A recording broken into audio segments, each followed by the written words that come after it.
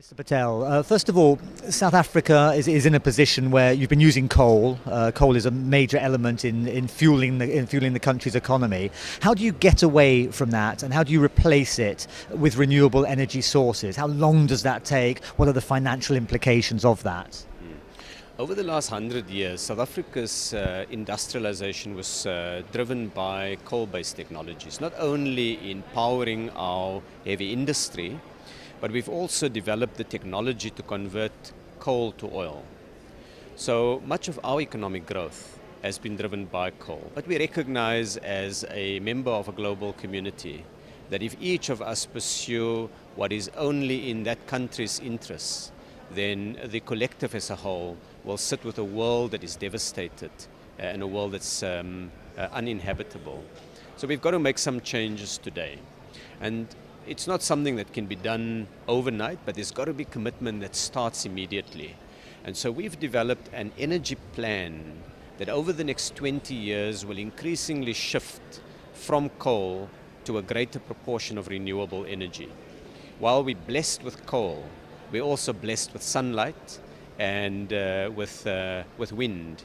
And these have to be harnessed now towards producing energy based on today's technologies. And this is a fast-changing area. 10 years from now, the technologies will be different and the costs will be different. But based on today's technologies, coal is certainly cheaper than renewable energy in South Africa. So we want to use coal to cross-subsidize the coming on-stream of green energy. So there's an effective levy, if you like, on the use of coal that is then distributed to green energy producers to help them break into market. And that's effectively the mechanism by which we want to connect the coal reality and the green potential. But much as we recognize that there are costs attached to coal, to shifting from coal, increasingly from coal to green energy, we also must see the opportunities in the green economy. But that requires more than simply mandating that more of our energy mix must be green. It also means putting the time, the energy, the resources and the focus on creating a manufacturing base that can manufacture components for the green energy generators, for the capacity we're building. Right now, South Africa is embarking on an ambitious program to install solar water geyser units on homes throughout the country. And over this period, we've created a market. Now we are increasingly seeking to encourage local entrepreneurs and global companies to set up manufacturing operations here for the manufacture of the panels, perhaps in future the tubes, the connex valves, and the storage units. And that for us is the real opportunity in the green economy, that it's not just that you have to pay more on today's technologies, it's also that there are new opportunities for entrepreneurship, for small enterprise development, for bringing young people into employment, and for creating decent jobs. This transition from coal to renewable energies, will it also need financial help from outside countries, from wealthy countries?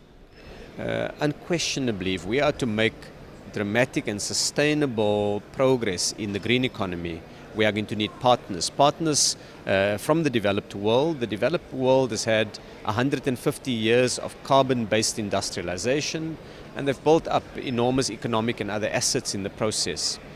If we were to follow the same route, a coal-intensive, a carbon-intensive growth path, we will cause serious damage to the environment.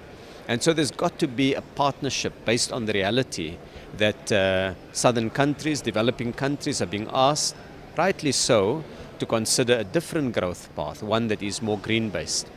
And so we look to technology and financial resources to help smooth the shift to the green growth path. You mentioned an impressive array of sectors of society, of the economy, who are behind your Green Economy Accord. Is heavy industry in South Africa also behind the Accord? We committed to a Green Economy Accord recently. It's one of the most ambitious social pacts anywhere in the world. And we secured the support not only of mainstream businesses, but also the big energy users. They recognize the reality that government has to do something. And so we're working with them now to improve energy efficiency. So even if they remain coal-based, how can they reduce the units of energy that they require to produce each unit of output? In addition to that, one of the large companies and South African government is working together to see what we can do on carbon capture and storage. And we've recently introduced a pilot project for underground coal gasification to try to utilize the coal base, but with a lower carbon output. But I think as heavy industry begins to make this transition, there's also green entrepreneurs in the business community who are putting up their hands and say, hey, there's opportunity here. So we're finding the voices of business are becoming fairly balanced. And of course, we recognize, if you've sunk enormous investment in a coal-based plant, based on a policy reality 5 years ago, 10 years ago, that we need to, in a responsible manner, help you to migrate from that to other activities. And where it's not possible to do that migration, go for actions that can help to mitigate. There's enormous opportunities to help to green support industries, to green communities, and to help in other ways to offset the significant output of carbon emissions by heavy industry. Minister, thank you very much. You're very welcome. Thank you.